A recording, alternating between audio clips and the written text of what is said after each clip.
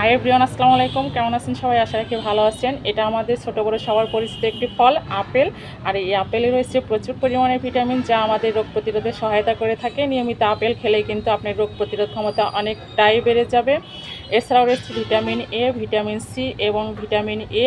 নিয়মিত আপেল খাওয়ার ফলে আপনার দাঁত কিন্তু চকচকে করবে। কারণ হচ্ছে আপেল খাওয়ার ফলে আমরা যে আপেলে কামড় দিই, এতে কিন্তু দাঁতের ক্ষতিকর ব্যাকটেরিয়া চলে যায়।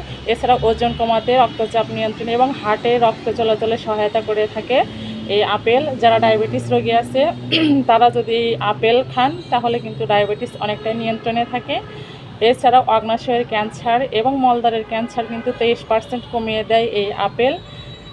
এছাড়াও আপেল আমাদের ত্বকের সৌন্দর্য বৃদ্ধি করে এবং রোগ প্রতিরোধ ক্ষমতা বাড়ানোর সাথে সাথে ওজন কমাতে সাহায্য করে থাকে, হার্ট ভালো রাখতে সহায়তা করে থাকে এবং চোখের দৃষ্টিশক্তি ভালো রাখে। সো আজ থেকে যারা আপেল না খান, আমার এই ভিডিও দেখার পর কিন্তু অবশ্যই আপেল খাবেন।